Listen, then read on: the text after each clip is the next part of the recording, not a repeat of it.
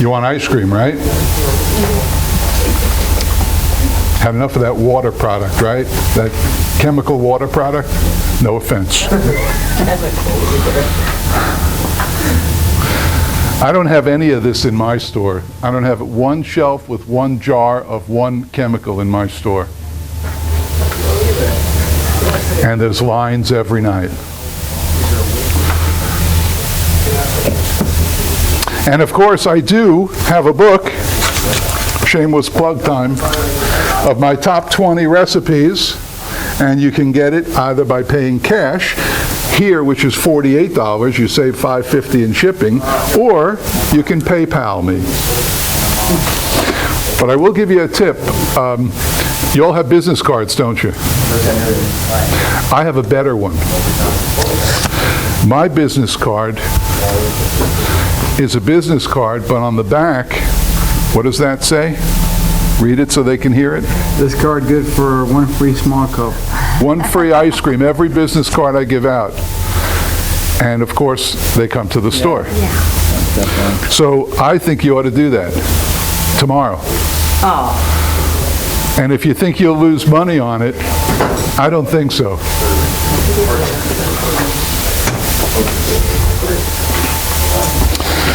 So what are we going to do? We're going to do that, pour the machine, we're done. It says you're using the 12-quart machine. That's that one? This one? Yeah. Well, I've got, I mean, I can use any one, it doesn't matter. That'll be all right. We'll put in 5 quarts of product plus my M&Ms and stuff. We'll be all right. All right. All right. Where'd you start without me? Yeah, am I up? Okay. I'm just going to take a quick second to show you my new baby. The CB350 came out 4 years ago, and it's been our biggest seller. I brought the CB350 out, as I may have mentioned, to sell to high-end restaurants because they wanted something smaller than this. The Obama depression came along, and all of a sudden, it's unbelievable. You can tell by the shirt he's a liberal. Enough politics. Hey, watch this. How many of you want to hear him espouse about politics? Yay, I knew it. See, Nobody. But the camera's only facing one way. So we brought this out, and the people who ended up buying it, as I said, were people who didn't have a lot of money to get into business. I have now brought out this model, again, for high-end restaurants. This is 3 liters, which is a very small batch. It's built of the same materials and same designs as all my other batch freezers. So this thing is designed to run 24 hours a day, 7 days a week for the next 45 years. Do I think it's big enough to start an Italian ice or an ice cream business with? No. Are you going to do it? Yes. And you're going to work at long hours, which is what you do when you start up a business. And then you're going to graduate, probably not to the CB350. When this is starting to make money for you, you're probably going to jump to a bigger machine to cut down on your labor, because your biggest expense in business is labor. You'll make the same mistake I made and everybody else makes. You say to yourself, my labor doesn't count, it's just me. But at some point in time, you've got to say to yourself, I'm worth, say, I don't know, $40 an hour, and I could have someone else filling the pints who's making $17 an hour. And it would be a better use of my time. But this is a fantastic machine. It'll be out towards the middle, late end of May.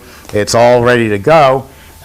We just have to we have all the highest approvals in the world, NSF, UL. Sadie? Cleaning the floor. You don't have a mop here. Okay, enough of that.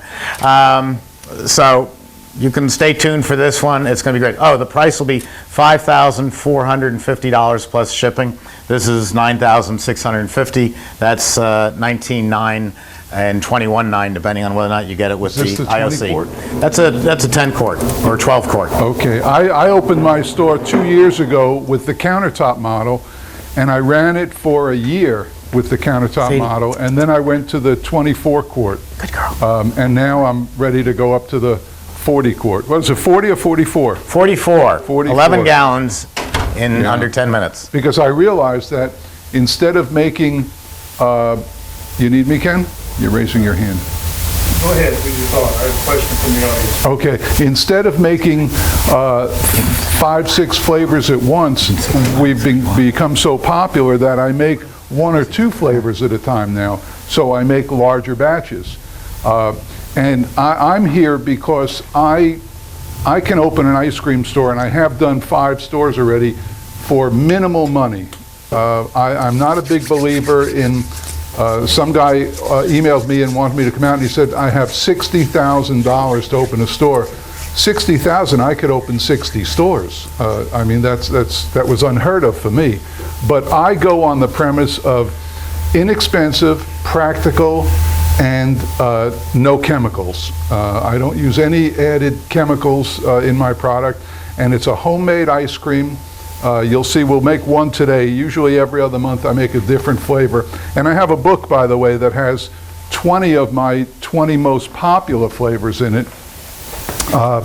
And I forgot to wear my bikini, but I can. I wanted to sell books, not discourage people. And it's recipes that are, the cover I think tells it, it says, don't, and this is not offense to anybody, but I buy my products in supermarkets. That's where I shop for things. Restaurant Depot, Sam's Club, and any ethnic markets I ever see, I'm right there. Because they have products that I never heard of, especially Latin markets, that just open my eyes to different kind of ice creams. Today, and if you have a question, just ask, because you know, I like to talk, and I like to talk to people about their ice cream stores. And also tips. My book has tons of tips in it that I found practical that save money. The biggest expense you're going to need is the machine. That's it, though. I don't have dipping cases in my ice cream store. I haven't seen another one like it, but I just have freezers. My ice cream is in 1-gallon containers, 1-gallon Cambro containers, and I have 12 freezers. Uprights and chest freezers, and that's it. The rest of my store is decorated for comfort and a pleasure to hang out. So today we'll make M&M ice cream, and customers come in all the time and they say, the M&M ice cream, is it vanilla or chocolate?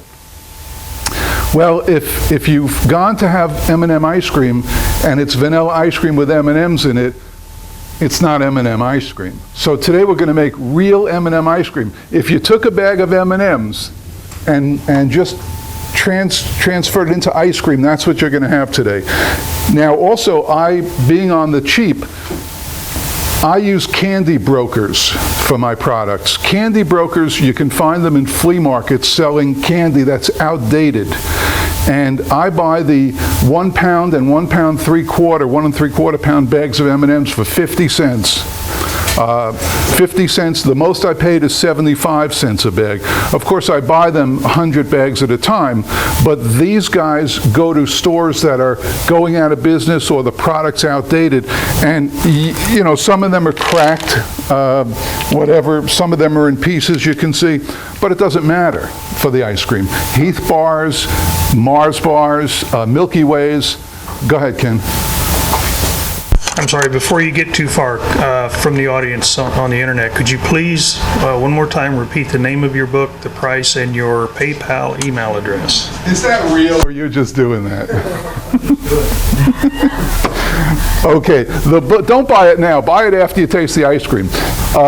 It's Mystic Ices and Creams. That's the name of my store, and it's the top 20 recipes. These are the top 20. This is what built my store from a little 7-foot just a counter to now we seat just under 60 people, and we're open 7 nights a week.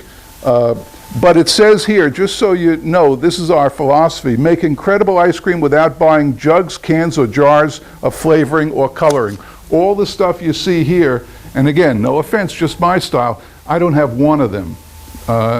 It says, go supermarketing, and you'll see that. PayPal's the easiest way to buy it. The book is $48, $5.50 for shipping. Those people here obviously save the shipping. And it's xhippie@aol.com. And that's XHIPPEE@aol.com. All right, enough of that. I also told everybody before the camera was rolling about business cards. A real simple tip.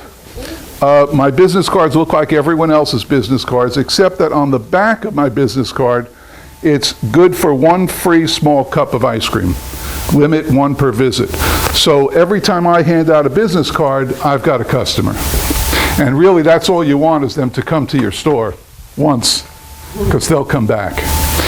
All right, to make M&M ice cream, 4 ingredients. The first ingredient is ice, you don't have to, I'll give it out. The first ingredient is ice cream mix. If you don't know what ice cream mix is, it's this, which is mostly fresh cream. There's also skim milk in it and other stuff, and whole milk actually too, but it's mainly cream. We get this, and you can get it anywhere in the country. It comes usually from a farm or a processing plant that homogenizes and pasteurizes it, so you don't have to worry about it. It comes in these bladders, which are 2.5 gallons, and they usually come 2 bladders to a case from any of these makers. They'll deliver it for free, or a small fee. They still charge me a small fee, but mostly it's free. They come in refrigerated trucks. You can get it frozen or thawed out and freeze it yourself. Okay, so have you all worked with this before? Okay. You have, right? Okay. Yes, sir. 20 years ago. Well, it's the same product. And for this ice cream, we're going to use, we'll use 5 quarts of this. So you can see these graduated containers from Cambro, an excellent company. And we'll go to 4 quarts and then add 1 more, because I don't like to eyeball. I want my ice cream to be the same every single time. No offense. But it's just as easy to do it this way. All right, that was 4 quarts, right? So we need 1 more quart. And the first time you use these, the first time you pour it, it's going to go over the edge. And you can't help yourself. All right, 1 more quart.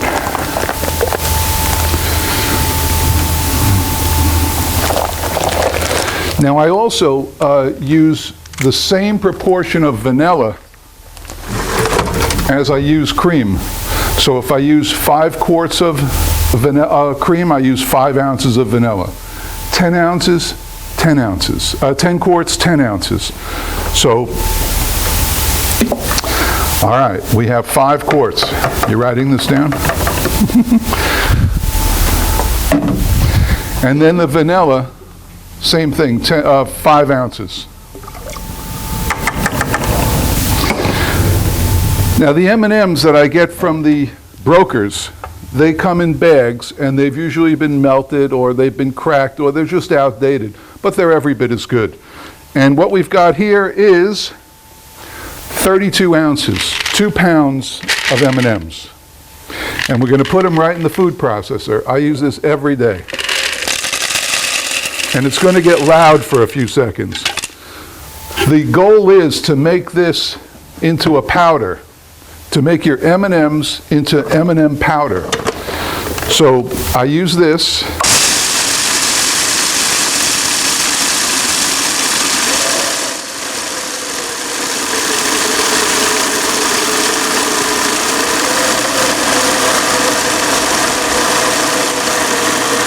I feel like Julia Child up here. Remember Julia Child used to do that stuff with the chickens and everything? All right, so now we've got,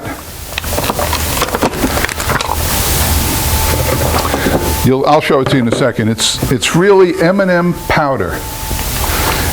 If they sold it, it would be great, but they don't. And there's still a few pieces in there, but they'll get dissolved. So this is M&M powder. Give it a smell. Not so close. Give it a smell. Smells like M&Ms, doesn't it? Yeah. Say yes. Okay. So that's the M&M powder. Now this will dissolve in his machine if you mix it up in there, or you can pre-dissolve it. I think his machines, and I'm not paid to say this, we're not even friends, but his machine is amazing. you truly can throw in anything and everything in the machine. I used to spend 20 minutes with this, whisking this stuff, but I don't do it anymore. I just pour it in the machine.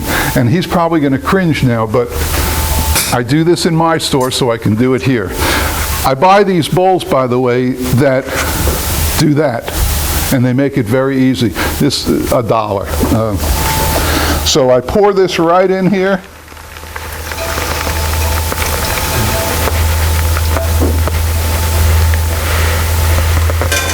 And some on the floor. There. And then I'll put this in there and it'll mix it together, which is kind of cool. Now, one tip, by the way, always put something under here when you're pouring your liquid in. Always. Oh, you know. It's not a question of spilling. Sometimes a chocolate chip or a piece of a nut will lodge in the gate from whatever you've been doing, and it won't close quite all the way. So I always make sure that when I'm putting liquid in to do that.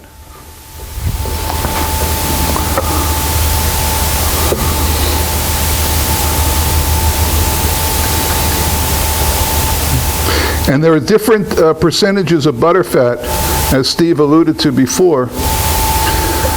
I found that 10% butterfat makes the best ice cream, in my opinion. I've tried 12 and I've tried 16, and somebody once gave me 18 to try, but it tastes like, it's like butter. It's no good. I want ice cream to really melt on your tongue and be very refreshing. Okay. One more ingredient that we'll add in a minute. So what are we on ice cream, about 170? About 170, and that's measuring in revolutions per minute.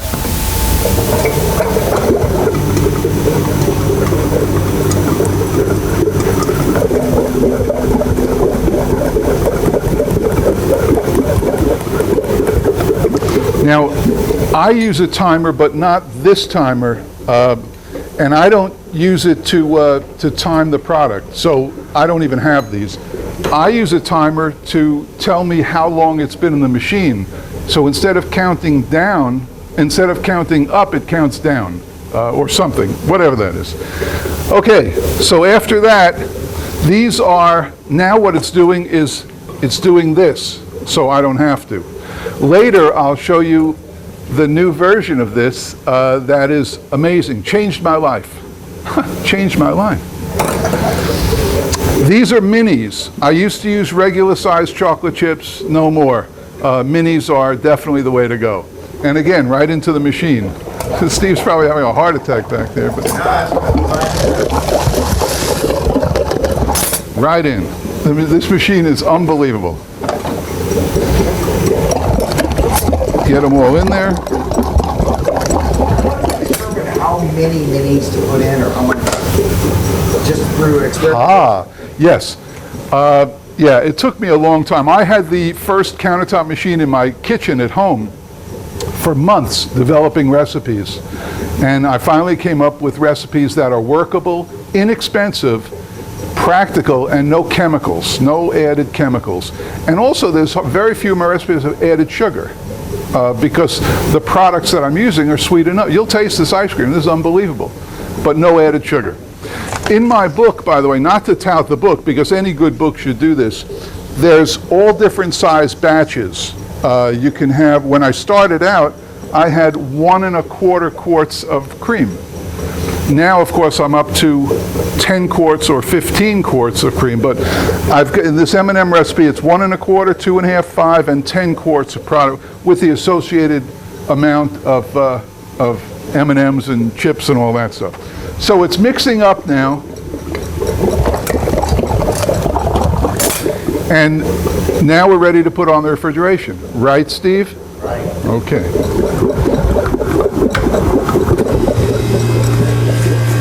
Any questions while I have nothing to do for about 10 minutes? No. Yes. How much time? How much time? The refrigeration right now. When it's ready. When you know. You got to look at it. Oh, what's the consistency? What? What kind of consistency? Like the other It looks like, in the ice cream, I think in the business they call it gravy. It looks like gravy. But he likes his ice cream much firmer than I like mine. I like my ice cream loose, almost like a custard. But it all depends, you just keep checking it. You never want to leave the machine, like Steve said before, because as soon as you do, you'll come back, and the few times I've done it, the ice cream is unusable. It's too thick. It also doesn't all come out of the machine. I'd rather have it a little thinner. And because my ice cream is packed in 1-gallon containers, very unusual, I don't get any frost on the product. You go into an ice cream store and you see a dipping case with 16 different 3 or 5-gallon containers, invariably you see some frost around it. And that's because of the air. The air gets on it. So I don't do that. I use 1-gallon containers, and it's fine. I keep 2 freezers up front. Oh, nice of you to join us.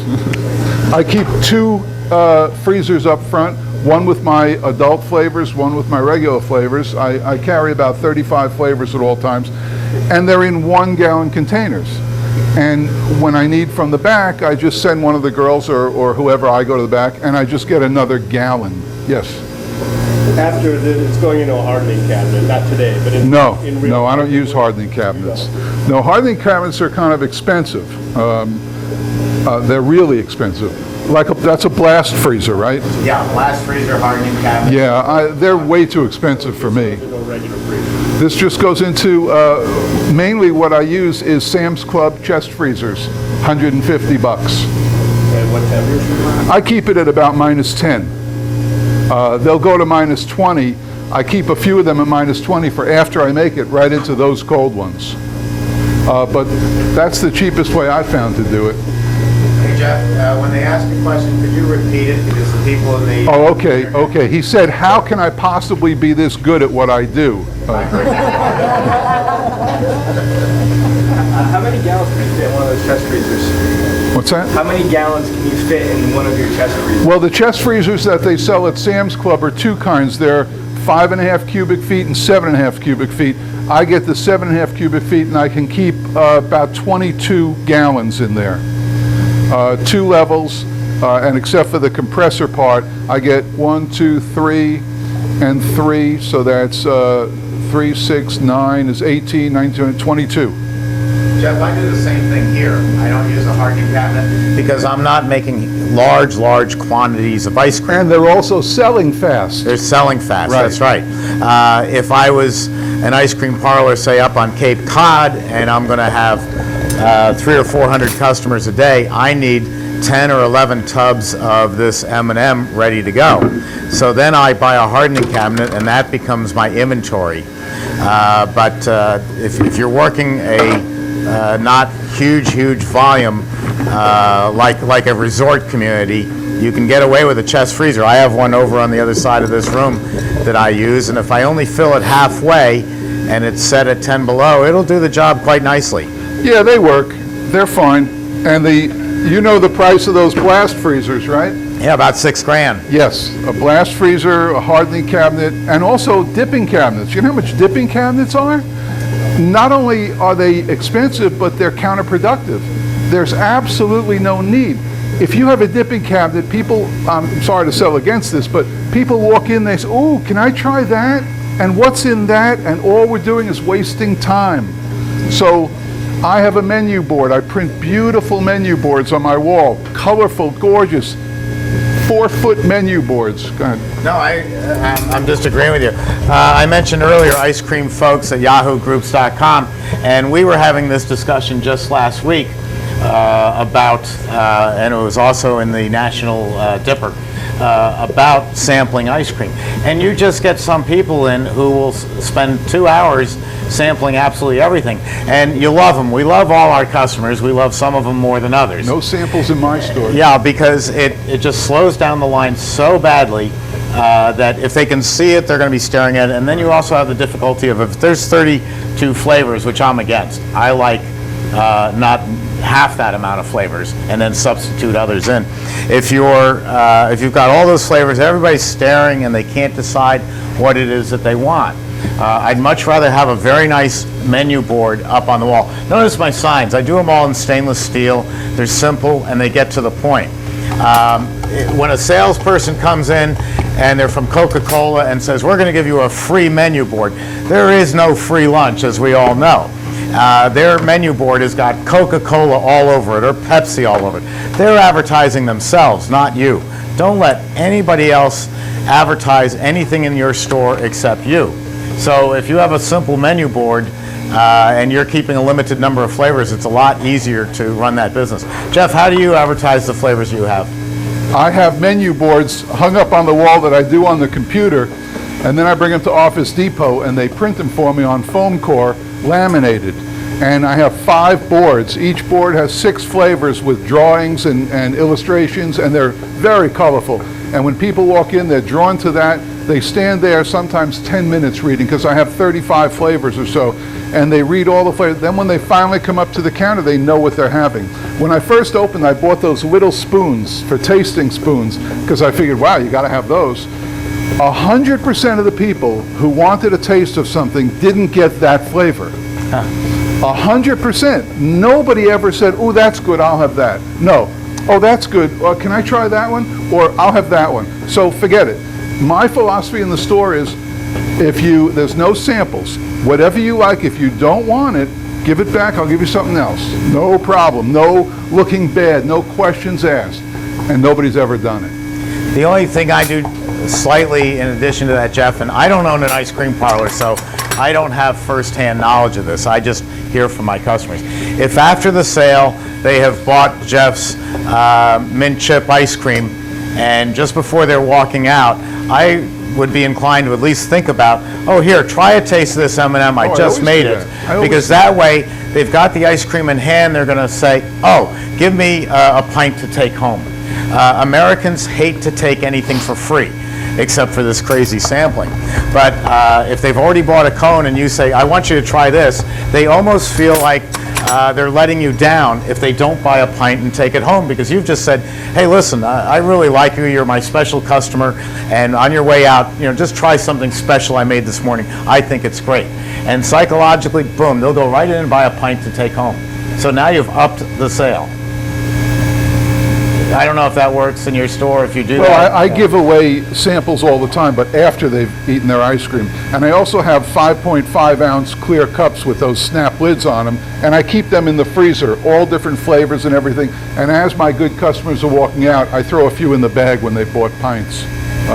Try this one, try that one, and give them the bag and let them go. I just had to tell you a little bit about Jeff, for those of you tuning in for the first time. Jeff's business is just on the border of probably the largest retirement community, if not in Florida, in all of the United States. It's incredible how big it is. And as I'm getting grudgingly a little bit older than I was last year, we tend to hear things at home like, okay, we're going to have just some chicken and some vegetables, and that's it, the kitchen's closed. Well, I'm not satisfied. And so I say, oh, come on, Paula, let's go out to Jeff's place, Mystic Ices and Ice Cream, and get an ice cream cone. And so it's a draw to go to Jeff's. Your business is open from 6 at night till 10 at night. Right. Jeff loves children, but not in his store. It's from 6 to 10. It's for the adults. It's their time. Just like I belonged to a country club for years, and we had adult swim for 10 minutes every hour. And we just get in the pool and go, yeah, you can't come in. And it's kind of like that he's getting all the adults coming from 6 to 10. It's the most unique marketing, not gimmick, but strategy I've ever heard. Now, should I not do this? I do this? No, I'm out of the way. All right. If you take your spatula, this one's too big, but if you just leave it there as it's slowing down, you get all the product down. It doesn't eat your spatulas either. But I guess here we don't have to worry because he throws it out anyway. Okay, let's have some good ice cream. I have a tasting fork.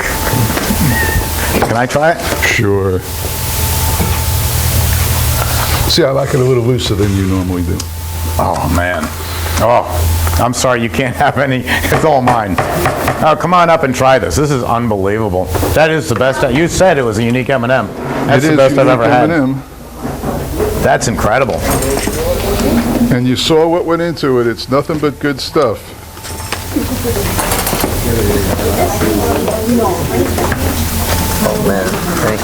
Oh, man, you're welcome.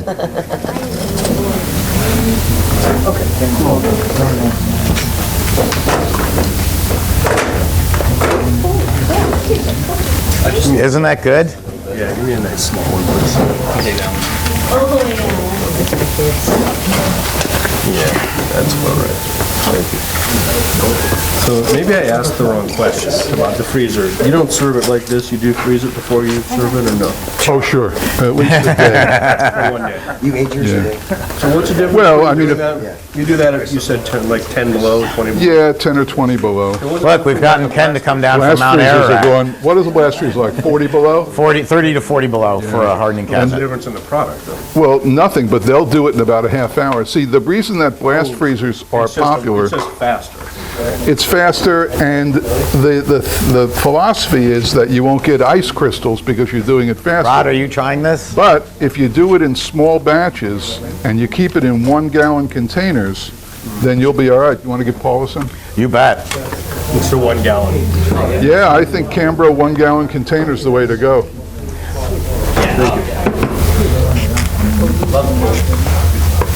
How long is it, would it be good for if you froze it immediately after? What would be the shelf life? Oh, you got at least a week, at least.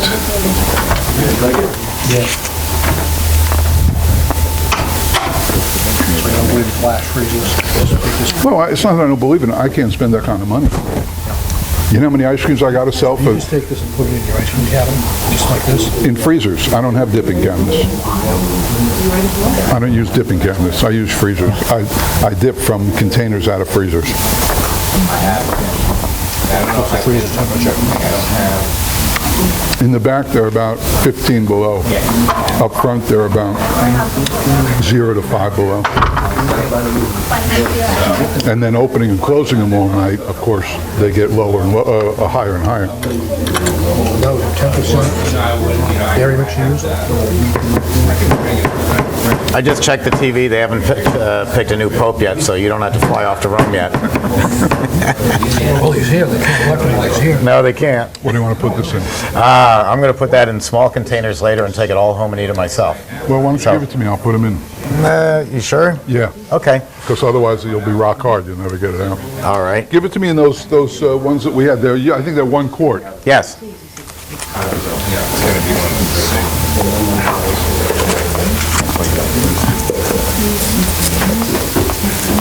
That is a great ice cream. It's not bad. Oh, it's better than that. I have to find the lids for that.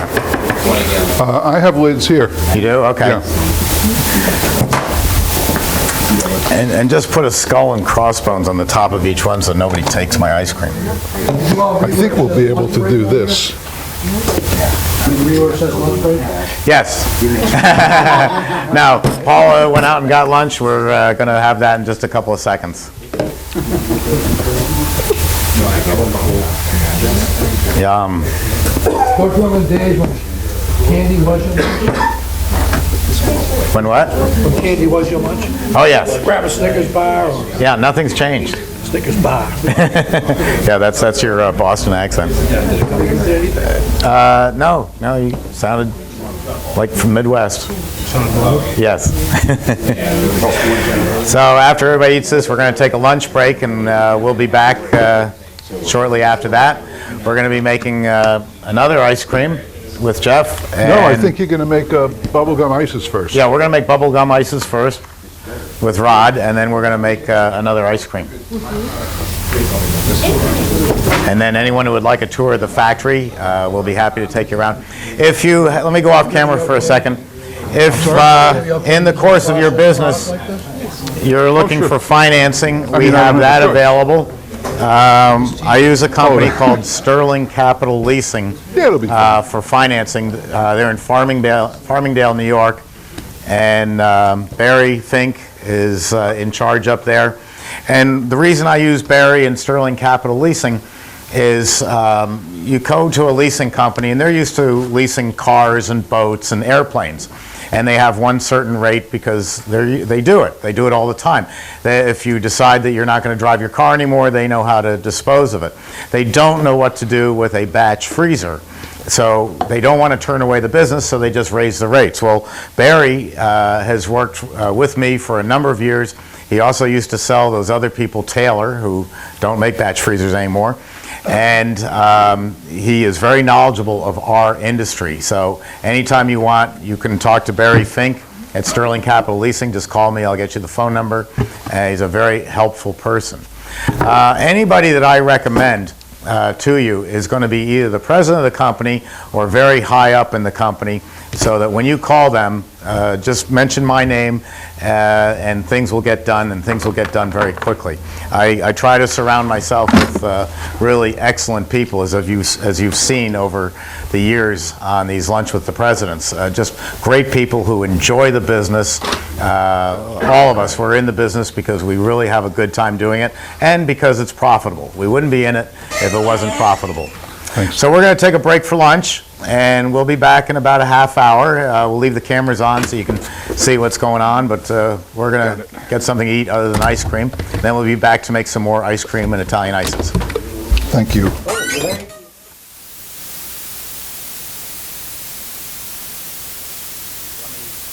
Tell Paula we're ready. Yeah, sure. You need to plug it in? Yeah. Paula, we're ready.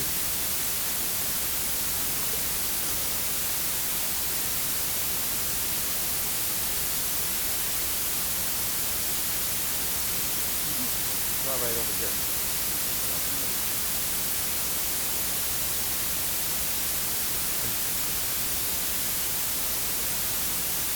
We called up radio now. That's why I told you. So pour it through a spaghetti colander. That way you don't, clog up your drain, have to pay a plumber $200 to come. So you just put a rinse in the gate and ran them for a bit? Yeah, for about 30 seconds. I'm going to do it twice. It looks like that more off over top if you want to get it. Oh yeah, at the end of the day. I rinse it 3 or 4 times, and at the end of the day, I rinse it 5 times, so that when I just open the door, it's pretty clean.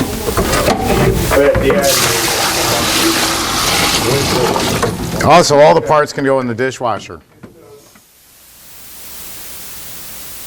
this bucket of water frame?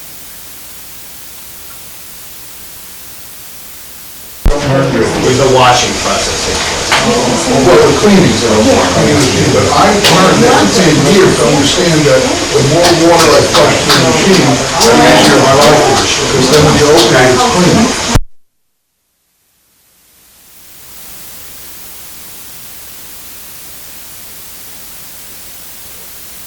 Yes, of course.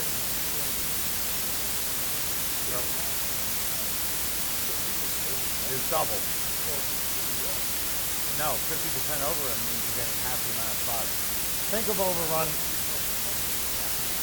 Now, think of overrun like proof and alcohol. Alcohol, if it's 100 proof, it's 50% alcohol and 50% other stuff. So when we make ice cream, if we make 100 proof ice cream, 100 proof vanilla, it's 50% dairy and 50% air. So if we reduce that air amount down to 80, 70, 60, the ice cream's getting more dense and the cost is going up higher. Keep it. I personally like a high overrun ice cream because when you go to scoop it, We computed it on ounces using just straight ounces, so you would be producing 200%. Or no, I'm sorry, 50% over.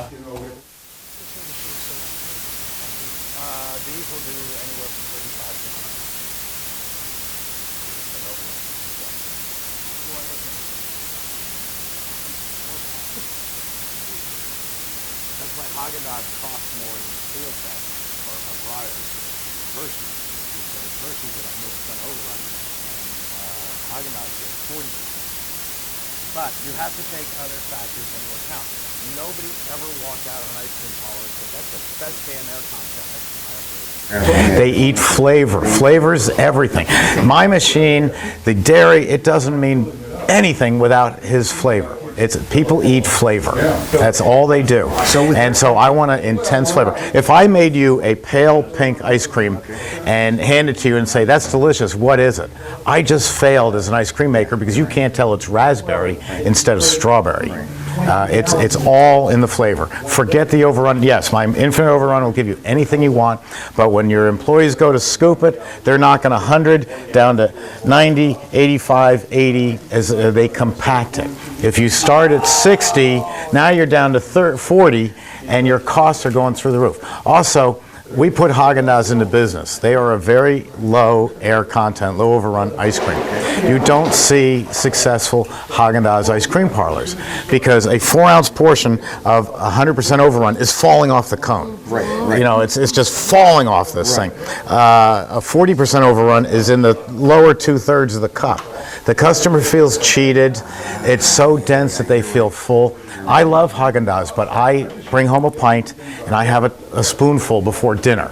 I have a small amount after dinner. At 11 o'clock at night, I'm like everyone else. I have another spoonful. Right. You pick at Haagen-Dazs. Exactly. But an ice cream parlor ice cream, you want to eat with your eyes. You want to see that I'm getting a big portion and it's delicious. And what I want is I want someone to say, man, that was great ice cream. I think I'll go have another one. And then get jabbed in the ribs by Paula saying you're not eating another one. But I want to feel refreshed. If you go to an Italian restaurant, let's say, and you eat a huge plate of pasta and you walk out and you feel full, you don't say, I ate too much pasta. We're never going to admit that. We say, oh, Angelo's restaurant made me feel full. Therefore, I'm not going back to Angelo's because it makes me feel full. It's not Angelo's fault, it's your fault. So if you give them too heavy, nobody ever rates butterfat. They don't say, oh, I love going to Rod's ice cream parlor because he's got this high butterfat. They only know what they eat. Exactly. It's like art. I don't know good art, I just know what I like.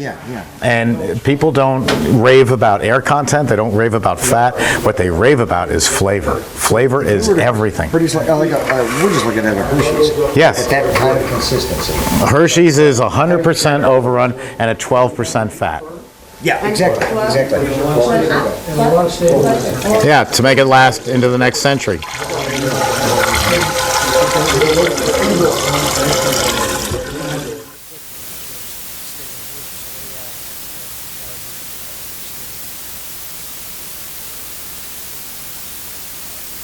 Yeah, you just follow the directions. It's right on the couldn't be easier. And the stabilizer is also going to help you because you're making it here and you're shipping it 20 miles away, but maybe your 20 miles aren't as fast. I mean, my 20 miles in New York City, it might as well be a day and a half. You know, 20 miles down here, I'll be there in 19 minutes. So the stabilizer is going to help hold it together and bind it so you have this product that is saleable. I was talking with one of the dairy people and he said, you know, I'm almost to the point of giving up trying to explain to people that these things are here for a reason. We don't do it because, you know, it's like saying Republicans want you to breathe dirty air and dirty water. We don't. You know, we're just trying to deliver it at an economical price. You're trying to deliver an ice cream that's going to hold up for a few weeks, and then it falls back onto my bubblegum licorice. You know, if you tell me it's been there for 7 weeks and is it any good? No, they don't like bubblegum licorice. It's a lousy flavor. You know, but bubblegum Italian ice that you're going to make, you're not going to sell it to me. I'm never going to find it. But those guys are going to go nuts. And you have to cater to your audience. You have to have a mango sorbet for her. That's why I talked about that brain freeze, right? It's so simple to do. It's hugely profitable. It's exactly what kids want. They want cold, colorful, and sweet.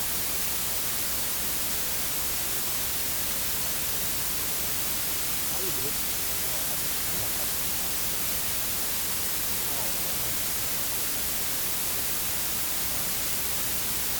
Tim, you want to pot us up? We're bringing your mic up. You won't feel it, Tim. You didn't say anything? Well, you can say, if this is under topic, you can say anything you want. we up? We thrive on free speech.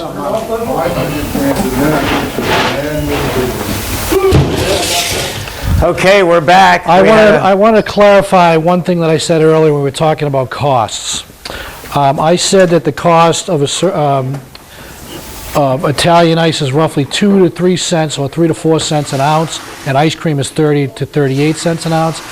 I was talking about, I mixed those ratios up. So a 5-ounce serving of water ice base between 10 and 20 cents per ounce, and a 5-ounce serving of ice cream should be in the range of 30 to 38 cents. So I just, I mixed up those numbers a little bit, so I just want to clarify that. Okay, Rod, what do you need for your bubble gum? Well, we need 2 gallons of water, 4 pounds of sugar, and 2 some gallons bubble of gum. water. That's, 4 pounds of sugar? 4 pounds, okay. Yeah, because all he's using is an extract. right. While they're getting that ready, let me interject a little bit about an extract. As you saw, I like to do the wine sorbet, sugar, water, and wine. And Rod has made a couple of different ices for you to see, using the bases, which is, to me, I think the absolute best way, especially like a mango, to get a mango flavor. And I hear people say, and then there's a third way of making Italian ice, and I hear people say, no, I'm not going any lower, that's not for me. And then I hit them with the question. I say, what about bubblegum? We have a couple of young men in the audience here, and I know they're going to like bubblegum Italian ice. Are you telling me you're going to turn away the audience because you don't want to sell bubblegum? You don't want to cater to your crowd? I mean, that's what the Italians do. It's either you buy my tiramisu or hazelnut or fruit of Bosco or go home. You know, we sell gelato and that's it. How narrow-minded is that? We want to have bubblegum for the kids. We want to have Superman. We want to have watermelon. And the best way to do these, because the last time I looked outside here in Florida, we don't have a big number of bubblegum trees. In fact, I've never seen a bubblegum tree. So the way we do it is an extract. Now, you know an extract. You've baked a cake and you use a vanilla extract, or if you've made a baba rum, you're using a rum extract. Well, we have the same thing. We have extracts for these different flavors. And so Rod is going to make... May I clarify something? And I hate to step on Steve's toes Oh, here, go right but- ahead. They But heard this enough. is another misnomer in the industry. Extracts, by definition, are alcohol-based products, okay? They fall under the profile of flavors. So what Steve's talking about with bubblegum, cantaloupe, any concentrated flavor is a flavor system that uses different types of carriers. The carriers could be water, it could be glycerin, it could be propylene glycol, which is kind of scary, but that's a food-grade carrier. Extract is alcohol-based by definition. So that even though they are flavors, they're slightly different. Steve says it is vanilla extract because in vanilla, alcohol is the carrier. In a bubble gum, typically the carrier is glycerin or propylene glycol. Okay? And don't let the alcohol scare you. We're using just a few ounces of this. Just a few To a ounces. whole lot of water. Right. So on a flavor, a concentrated flavor like bubble gum, you're using 1 to 2 ounces to a 2.5 gallon batch. If it was an extract, you're using 6 to 8 ounces. If it's a water ice base, you're using 32 ounces. So I'll turn it over to you. Thank you. I'll get out of the way. Where's my water? We didn't get the water yet. 2 gallons, please. 2 gallons, but yes, sir. Thank you very much.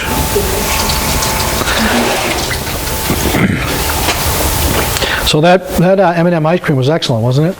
I've never seen it made like that. And I never would have thought of grinding them up in a blender. That was terrific. Just grinding them up at all. I've thrown M&Ms in. Right. And what I get is just bleeding M&Ms. I must say The flavor bleeds out, the colors. I brought this up earlier, and I used the term purist, and Jeff is clearly a purist out of the 60s. Is that true, Jeff? Indeed, indeed. I don't always agree with a purist concept, but I like to listen to their views, and I certainly appreciate them. And when I tasted his ice cream, it was excellent. So as long as you're successful in what you're producing and how you're producing it, that's what works for you. My views may not be the same as Jeff's, and I know people that follow what I've done over the past 30 years have been very successful. That works for them. And I take a blended approach. And I say Steve that takes a you blended. need, I think What's that you need Malcolm's all these. approach? Hello, Malcolm. I know you're out there. My approach is that I want to sell to the largest market that I can. And so if that involves the only way I can get mango is to use a mango base, then I.Rice is the best mango base I can find. Right. Mangoes are just not in the supermarket year-round, and it's become such a big flavor. When I first brought home I.Rice mango Italian ice, my kids, I told them it's mango, this is going back a lot of years, they would have rather eaten the frozen green beans in the freezer uncooked before they were going to try mango. And then when there was nothing left in the future, all right, we'll try Dad's product. And they tried it, and they said, wow, what a flavor. And that's what the whole world did, is they said, Yes. wow, this mango is unbelievable. What are you guys doing over here? We're going to have M&Ms in our bubble gum. No. No, we're not. Okay. That's okay. You need a spatula, right? The way you know it's homemade ice cream got is this right sometimes here. there is This a is little good. overlap, and that tells you that it's homemade.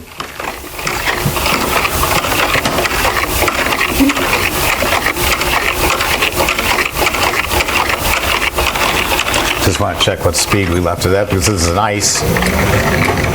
So it was at 170 for the ice cream. I'm going to take it up to the full speed, 234, give or take. So, Steve, talking about mangoes again, 8 or 9 years ago, nobody even knew what mango was in the United States. No, and you sure couldn't get them, and you still can't. You were one of easily the buy 'em in first guys that supermarket. introduced them, really, as I recall, making mango ice cream and mango Italian ice. It was just such a great taste. Yeah. There's just nothing like it. And the whole, as you know, Rod, the whole Italian ice business has changed. We used to be in Italian ice lemon, cherry, grape, orange, and in New York, chocolate. And that was it. And then all of a sudden, I.Rice comes along and they say, well, wouldn't you like to try root beer? Or wouldn't you like to try green apple? One of you young guys want to carry this bucket for me? This is too heavy for me. I'll do it. You want me to do it? No, I'm teasing. That looks scary. Uh-oh. We'll see. We'll see.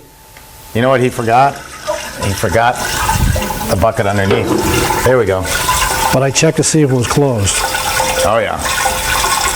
So the whole profile of Italian ices has changed. The variety that you can offer is completely different now. There's so much of it.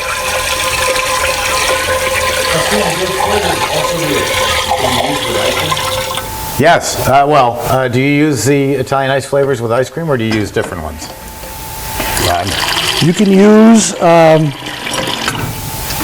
use Rice's Italian ice bases and Rice's concentrated flavors to make ice cream. They're flavor systems.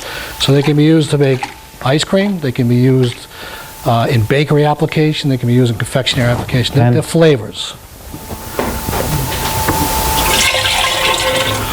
So the reason I did that was the sugar hadn't totally incorporated, so I pulled back some more water and just make sure it was all mixed and all the sugar went in there. Do we have a small measuring unit here? Yeah, right here. You need smaller than that?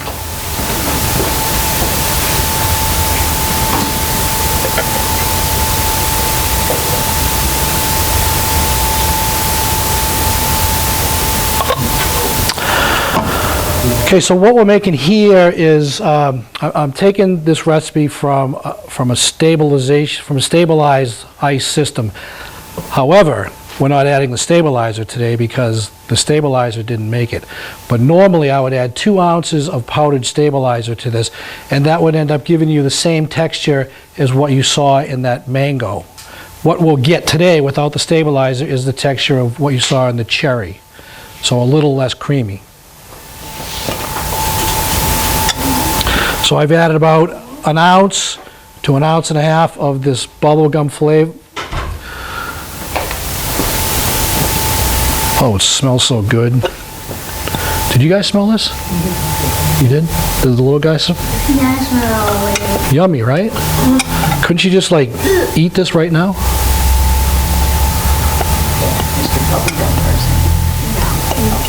I wouldn't eat it.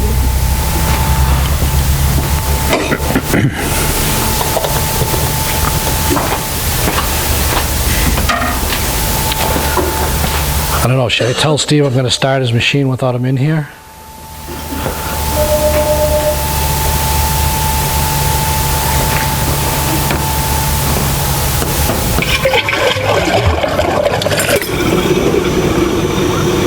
Okay.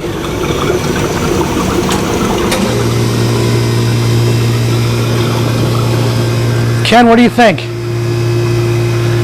Turn the switch on, hit the button. That's what I did. These machines are so simple to work with.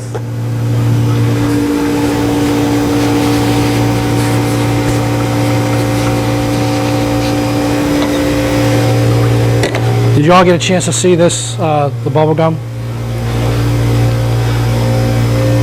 So this is it's a very concentrated flavor. So what's the total I can get out of that? Well, this is a sample size. Oh, okay. This product sells in gallon containers, but so there's 120 fluid ounces, 128 fluid ounces in a gallon. You're roughly using an ounce to an ounce and a half per 2.5 gallons. Okay. So you get For the 5 gallon. right. Did you see this? Any different advantages, disadvantages using that over the base, just size or?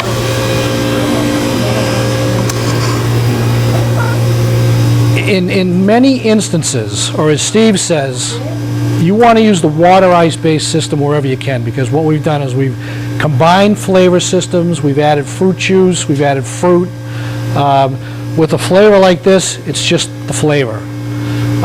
So the water ice base would be a higher end product, okay? You had commented earlier that that liquid stabilizer was basically the same as the powder. Could you not have used the liquid in this? You could use a liquid. I have a recipe sheet that if you all leave me your email address, and if anybody online wants this recipe sheet, just send me, I'll leave my email address. You can ask for the sheets and I'll email them to you. But the recipe sheet has usage levels based on using the powdered stabilizer, the liquid stabilizer, which we call Stabilize, and then I have another sheet of recipes using the water ice based systems in sorbet. Rod, what's the best email to reach you at? It's Oringer, that's RORINGER at I.Riceco, IRICE.com. I'm sorry, IRICECO.com. And I've left some business cards over here for you to grab. So Rod Orange, Oringer at I.Rice. At IRICECO.com. Yeah, good, okay. Because a lot of people are going to want to talk to you. And if you can't remember that, just call here and speak to anyone in my office and we'll give you Rod's information. As you know, we do our very best and we're good at it about 95% of the time, picking up the phone when you call so you get to talk to a live person. I think that makes a difference. Any questions? Yes. I see on your Emery Thompson account what looks like a soft serve.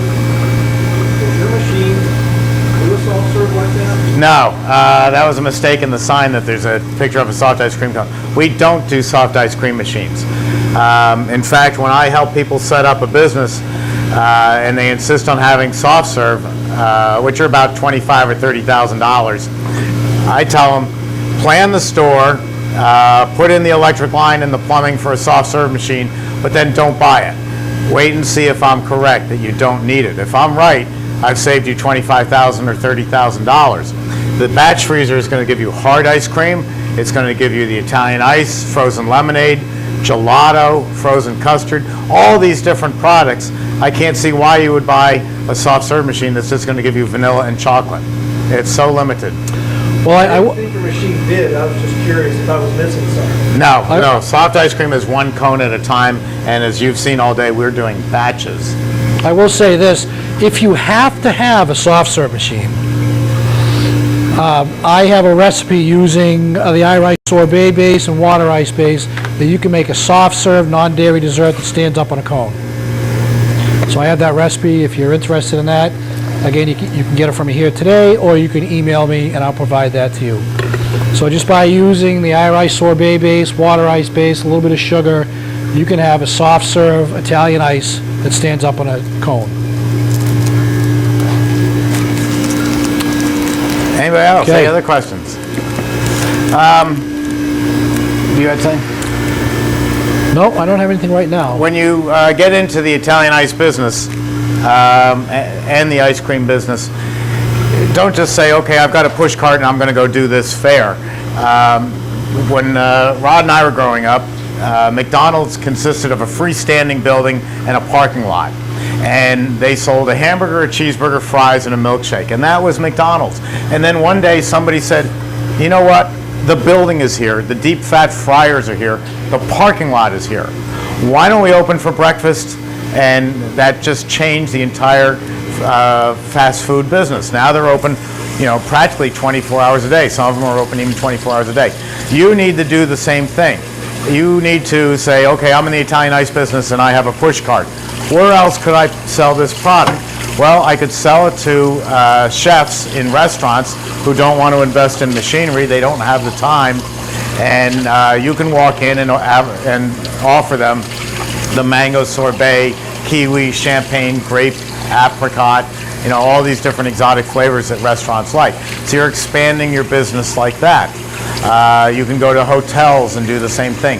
Country clubs like to have the highest quality prices, highest quality products they can, but they don't want to pay a lot for it. And so your competition is Haagen-Dazs. And Haagen-Dazs, who my father helped put in business, Reuben Mattis and his mother, with two of our machines just down the street from us in the Bronx. Haagen-Dazs is your competition when you go into wholesale. And I typically describe them as they hire college graduates, football players, 6 foot tall or 6'4", and they've just come off playing football for 4 years and they've got a real attitude, and Haagen-Dazs just feeds that attitude and says, oh, well, we're Haagen-Dazs. Why wouldn't you want us? So the Haagen-Dazs salesman goes in to see the chef and says, we're Haagen-Dazs. You have to buy 10 tubs and we deliver once every 2 weeks. And the chef says, well, where am I going to store 10 tubs? We don't have the room in the kitchen. And how do I know 6 days from now what flavor I want to feature? You've locked me into your flavors. You've locked me into a large order.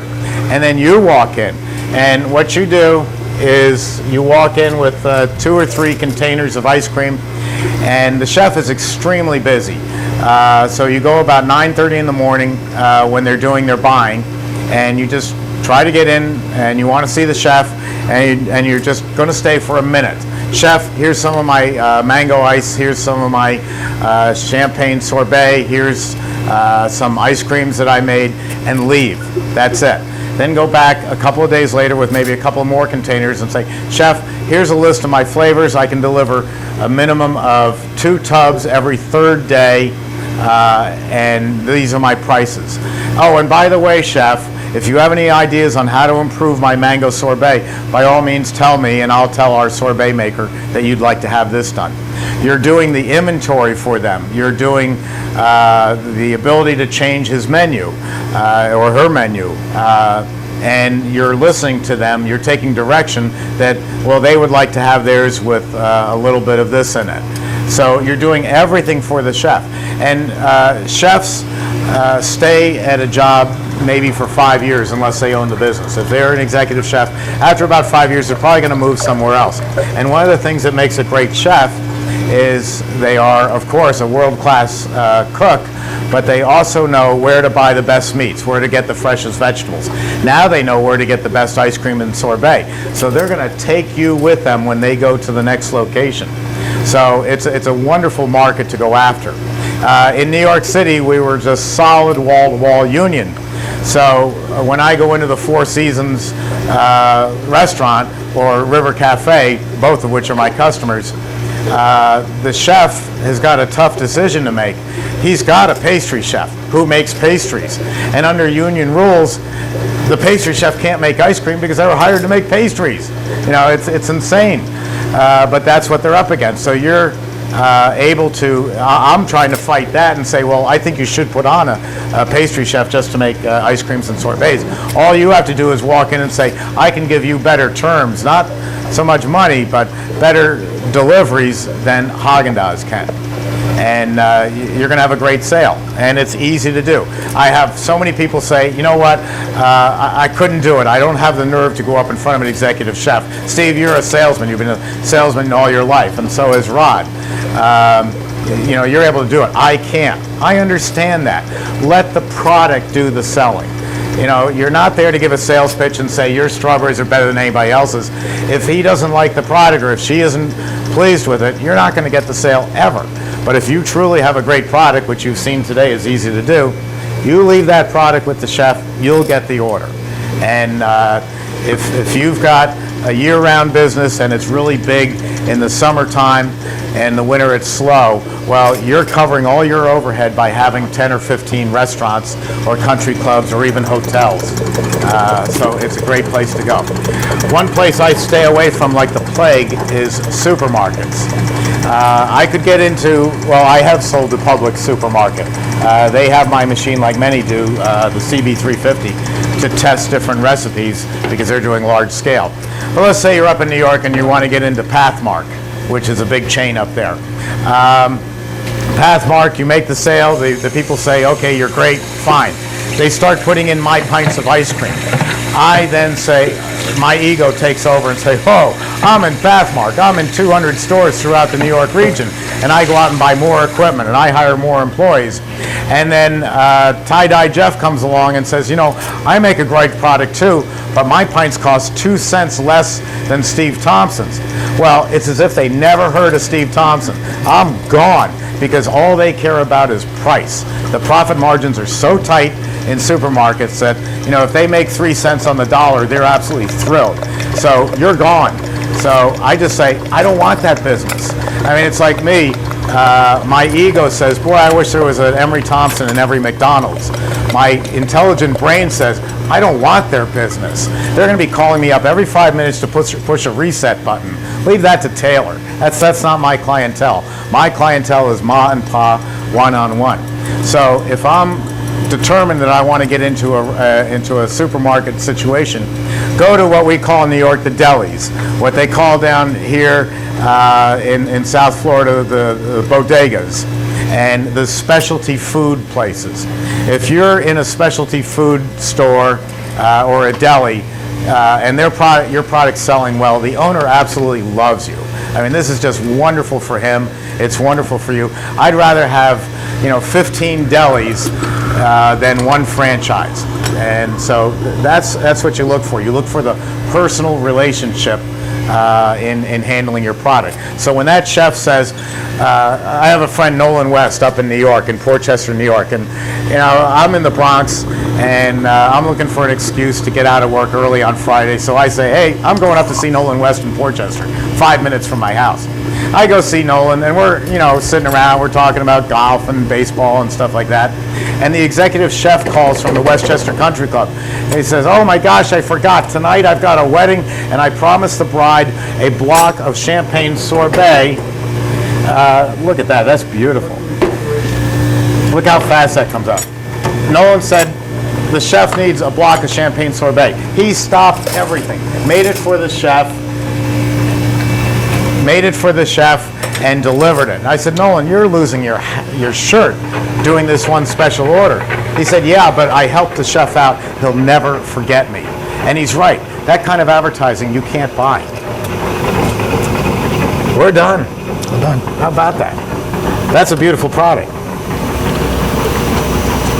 Who wants to try it? See, now you're getting full. I told you. See, I told you that this morning you'd be so full of ice cream you'd say, oh, no, no more. This is bubble gum. Come on. Come on up and try it. You can be first. This time I'll give it to you in a squeeze cup.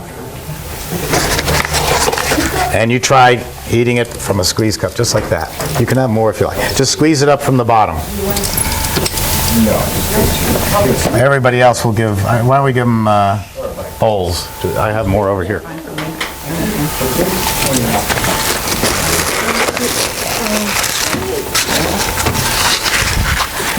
Jeff, are you ready? You're next. I'm ready. As soon as you guys clean up. As soon as we clean up, okay.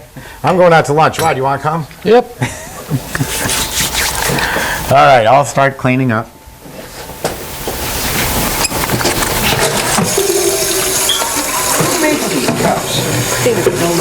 Solo.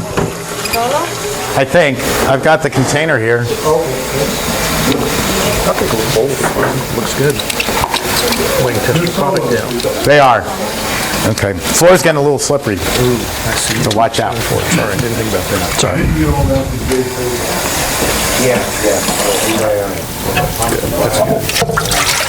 You got a lot deeper.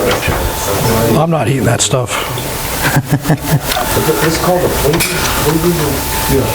Does that taste like bubble gum?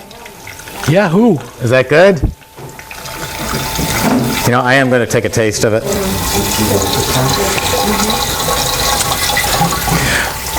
have a good vendor for custom cups. Yeah, you can't afford it. You can't afford it till you get very, very big custom cups because they want you to buy a million copies. So that's putting out a lot of money. I think, personally, that if I had a business, I would like to have it in the white containers. Dirt cheap, no writing on it whatsoever, and you can buy 5,000 stickers for $100. And you put some colorful stickers on, one with your name and one with what the flavor is. I go to the supermarket, and the supermarket's selling Mrs. Smith's pies, and they got all these other great things. And as I'm checking out, there is Aunt Judy's banana bread. Aunt Judy has got it all wrapped up in cellophane. It looks so homemade. Aunt Judy's probably this little old lady who's just there making this banana bread for me. So I'm a sucker, and I buy it, and I take it home. The advertising is what got me. It was so homemade and so old-fashioned that I said, it's got to be better than Mrs. Smith's. I know that was made in a big factory somewhere in Minnesota. So there's nothing wrong with just using simple advertising. You know, I've seen people make an average product and spend thousands trying to duplicate a Haagen-Dazs look to it. You know who wants that is Whole Foods. Whole Foods wants you to spend the money on containers. And don't let Whole Foods kid you. Again, don't let ego take over your running of the business. My ego would say, oh man, I'm in Whole Foods. I am really cool. You'll find out that 40 other people are in Whole Foods selling ice cream, and they're using you in there to weed you out. So we've got Eduardo's ice cream in there, and we've got Thompson's Italian Ice, and we've got Tie-Dye Jeff's ice cream. They're looking to see which one sells, and then the others go away. So it's a pretty clever marketing point, but again, too many people spend too much money letting their ego get away from them, and they say, oh, now I got to go out and buy 5 Emery Thompsons because I'm in Whole Foods. And it doesn't work that way. Make sure the money's rolling in before you spend the money. You're not going to hear that from any other manufacturer because they're all dealers. They want the quick sale and get out. We want to be with you for the next 30 or 40 years. And yes, I have people coming into the business. So maybe you won't be talking to me in 40 years, but there'll be someone here and they'll be building great machines, and we want to be with you for a lifetime. That's why I bring out these smaller machines to get you going, and then you work your way up as your business needs it. Jeff has already said to me if it wasn't for my horrible conservative personality, he'd buy a 44 quart tomorrow. Now he's got to think twice about it. But when his volume gets to that point that he says, you know what, I don't want to be here 6 hours making ice cream when I could do it in an hour and a half, he'll buy a larger machine. I'm ready.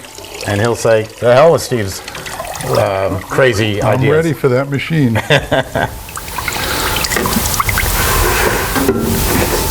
Okay, now we're going to make some, come on, get rid of this stuff. All right, sorry.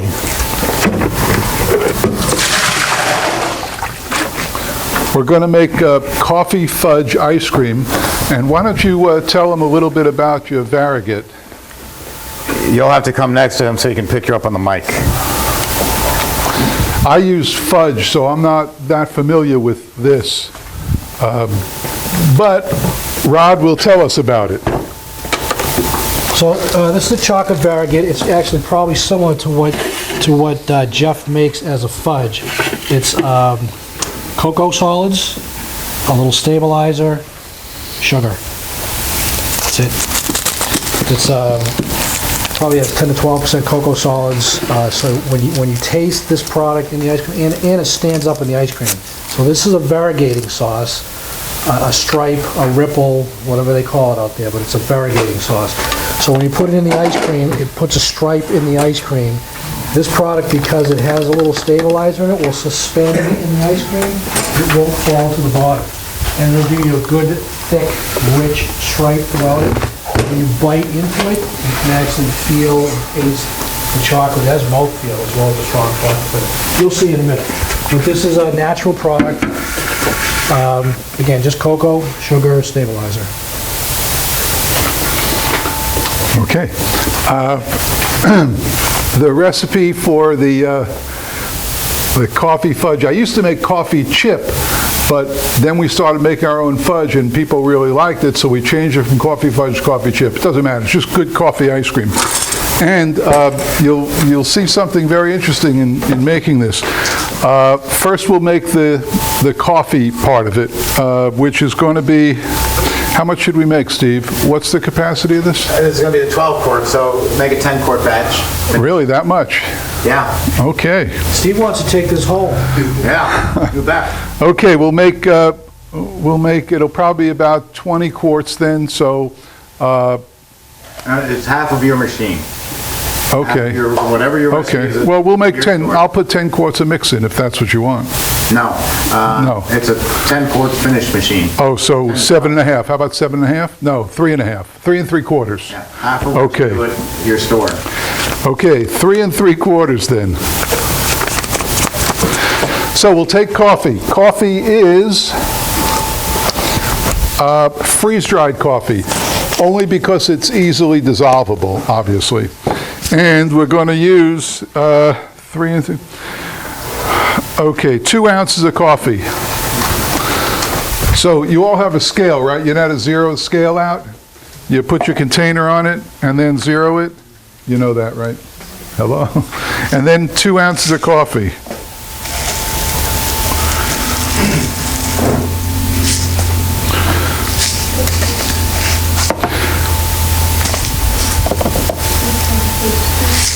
Okay, 2 ounces of freeze-dried coffee.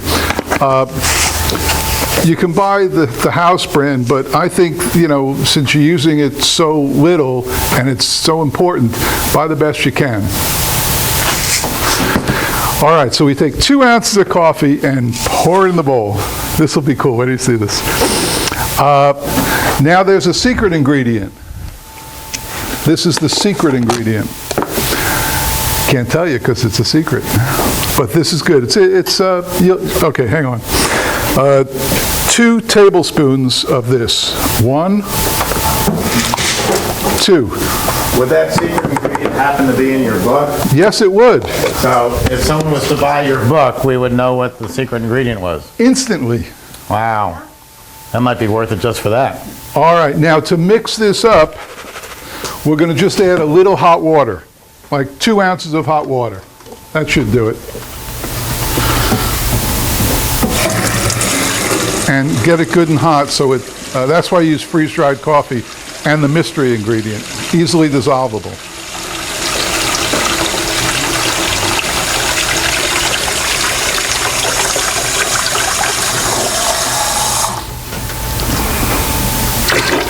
About 2 ounces.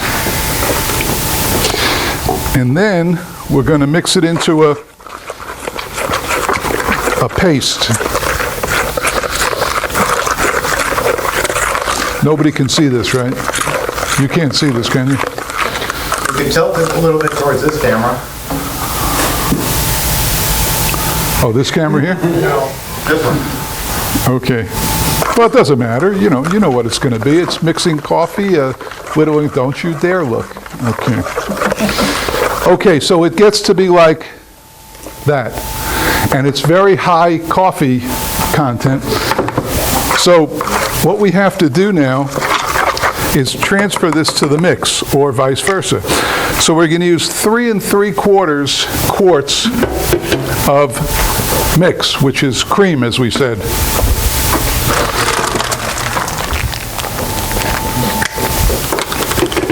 That's why these Cambro containers are so good. They're all marked on the side. What did I say? 3 3/4, right? Do you use those same exact Cambro ones, or use a thinner? I use thinner ones. These are hard ones. Where did you buy the, I'm sorry, listen from the audience. Someone wants to know where you bought the 1-gallon containers. Restaurant Depot. They sell Cambro containers. They sell Cambro everything. And the containers are $2.30 for the 1 gallon, and the lids are $1.20. And if you buy them in units of 12, you get a break on them. Okay, so we have, just to recap, 3 3/4 quarts of mix. We need vanilla. Now, how much vanilla? If you're paying attention, how much vanilla are we going to use? 1 ounce per quart. Very good. So with 3 3/4, what do you think we should do? Now you're getting tough. Round up to 4. 4. Who said that? Oh, right, Craig. Round up to 4, because this stuff can't hurt you. Pour that right in there.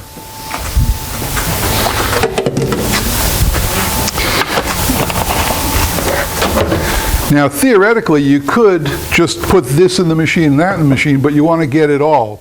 So just add a little of the mix. Give it a little stir.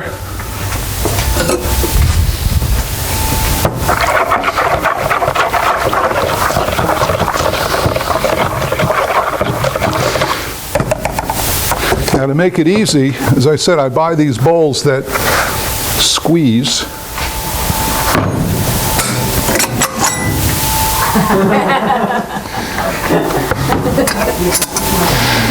Okay, this brown goo is going in here now. It's coffee, vanilla, and a little mix.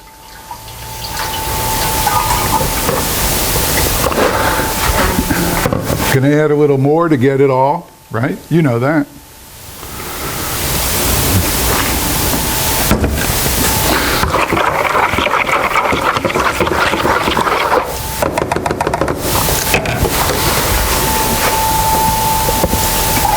Making ice cream is probably the funnest part of the day, if you own an ice cream store, right? Because you can experiment, you can have fun, it's great. Okay, now see there's a little left in there? Don't worry about it. Now we're going to pour the rest of this in here.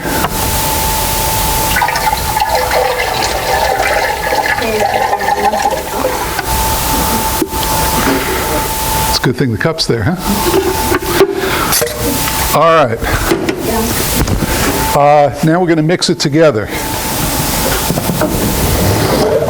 And again, we're going to go down to about 170 for ice cream.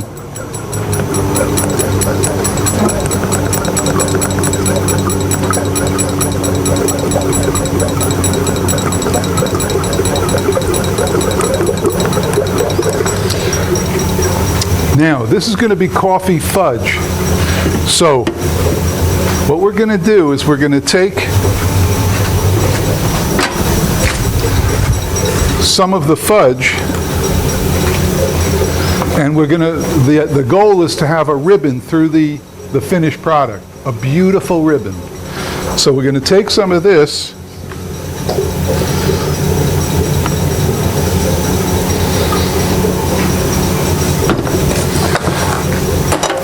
and now because this is coffee mixture in there, we're going to mix it into this.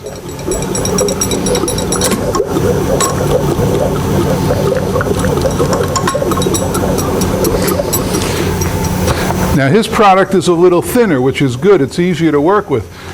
But my fudge at home is thicker. So what I came up with is this. This is so cool. I have a drill that I dedicate to the store. And this is a paint mixer.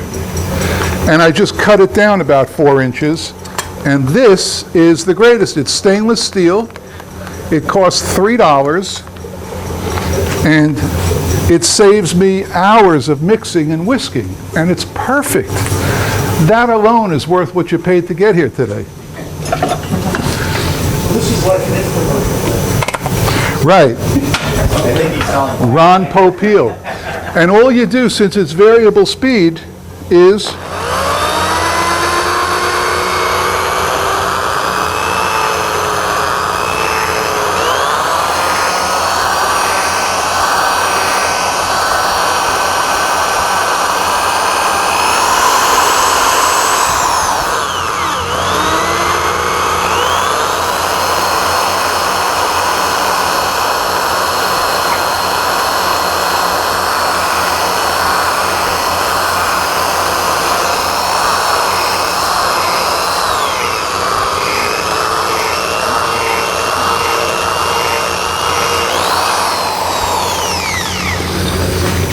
amazing. And then you've got a nice, viscous, whatever. And now this is ready to roll.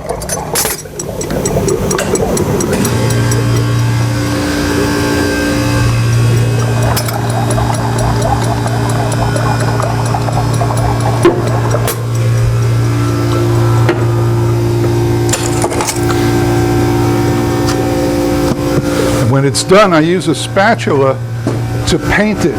I pour it, you'll see it go, and this I let go a tiny bit more so it's a little firm so that when you put the chocolate on it, it doesn't just scoop right to the bottom.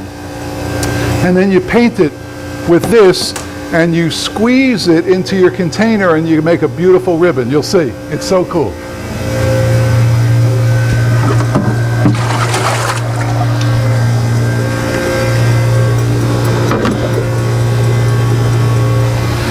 Okay, what do you want to do now? You gonna eat all those M&Ms behind you? Well, they're not staying here. Oh, darn. The secret ingredient, I'll tell you what this is. In the book, there's about 5 secret ingredients that I learned over the years, and they're amazing. This one, I used to, in good coffee ice cream, you want a little chocolate in coffee ice cream. So I used to, bless you. So I used to mix it up with cocoa and sugar and water. Well, I found a product that is just miles ahead of that. Oh, I can't look at me. I went through. It's the California company on the wharf that has. Ghirardelli's makes a chocolate powder. It's a sweet chocolate powder. I guess they make cocoa with it or something, but God, is it good. And it dissolves in nothing. I mean, you can dissolve it in a cup of milk, but that's what I use in this. And it's amazing. Oh, he's writing. Yeah, Ghirardelli's sweet chocolate powder. Now, another one that I use in almost every ice cream I make has either Ghirardelli's sweet chocolate powder or Ghirardelli's white chocolate powder. And fairly expensive, but there's no comparison. It's just the best ever. So there you go. Those are 2 secret ingredients that are amazing. And one of those 2 goes in practically 95% of all my ice creams. Okay, what else? Any other questions? Come on, you haven't said a word. Let's go. Taking it in, all right. Your store, do you sell only pints, or you sell half gallons? Like just for At the store? Yeah. I sell pints and quarts. Half gallons are too expensive. My pints are $8, my quarts are $14. And if I ever have to sell half gallons, they're, expensive.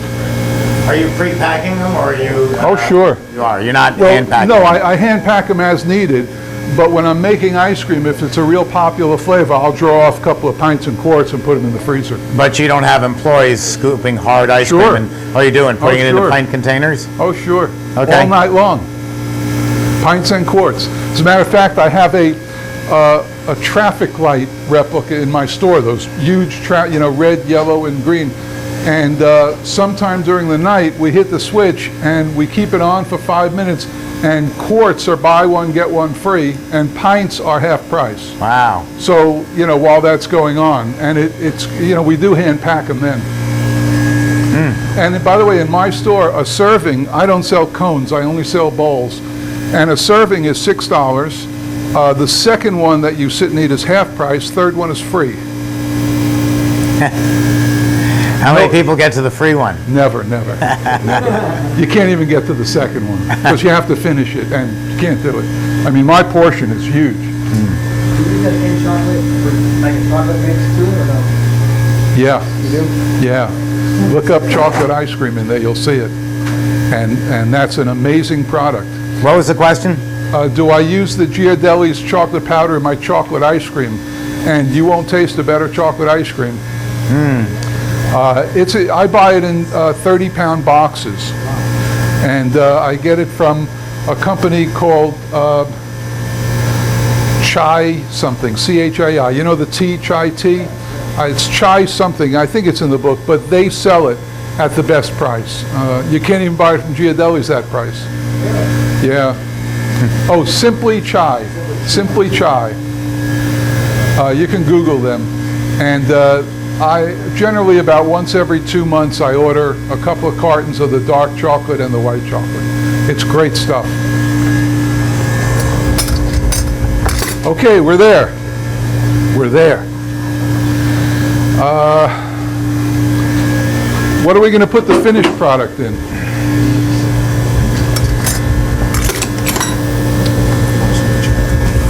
Steve? Yeah, okay, I'm awake. What are we putting the finished product in? Let's put it into some gelato containers. No, I need it in the vertical containers. Oh, yeah, because you're doing... Swirl. Yes. Well, then, bear with me for a second. Can you use that container?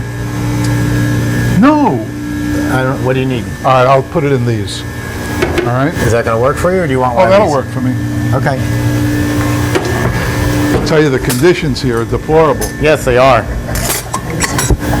So's the labor rate.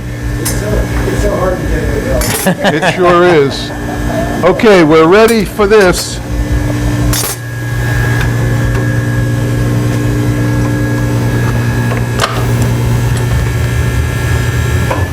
And that's coffee ice cream, or espresso if you're an upscale market.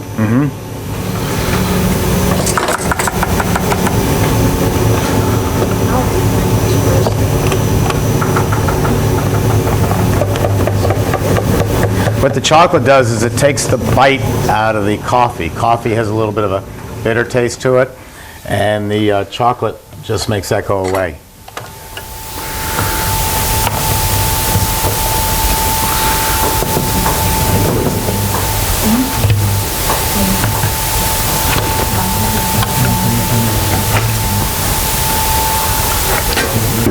This looks good. And now, where'd you go with my container? Sorry. And now, tough to see this, but what we're going to do is we're going to paint this with the fudge right on top. And then we're going to fold it in. And when you see me pour it, you'll see how you get a beautiful ribbon.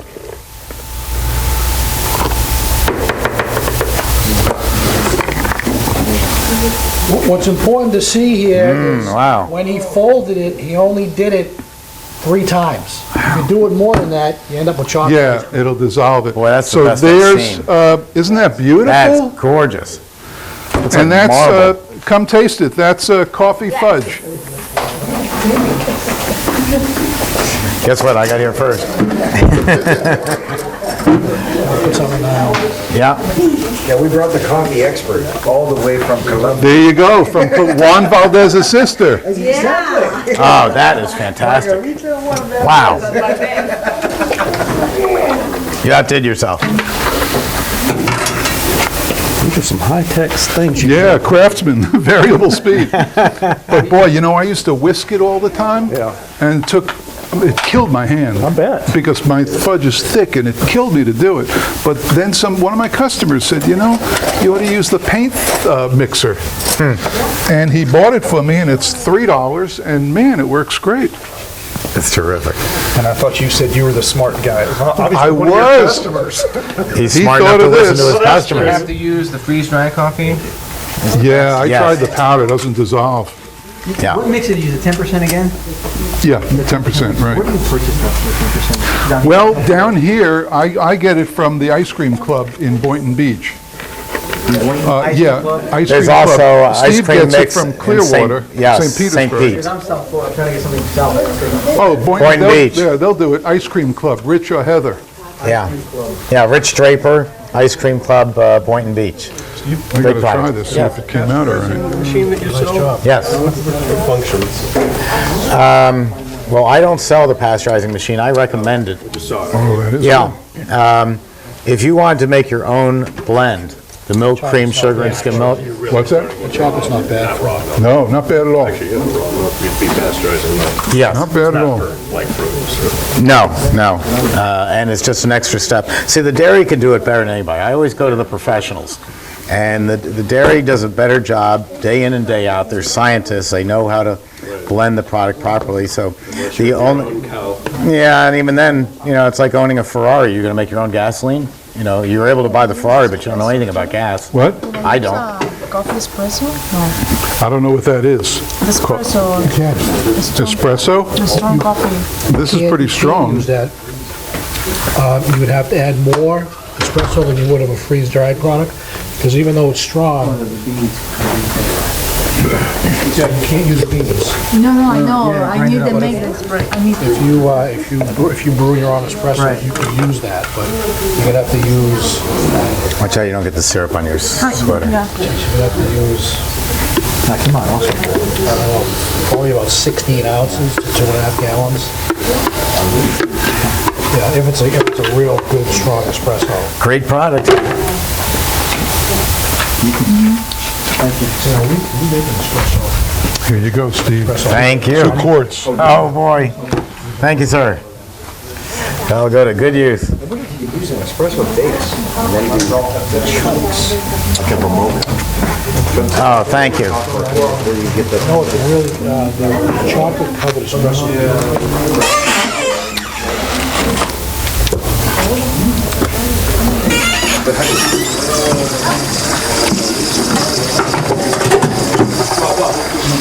Steve, Yes. you want to save that? No, I don't. Can I take it home with me? Yes, you can. Well, that's our show for today. We ended a little bit early. We got a lot done.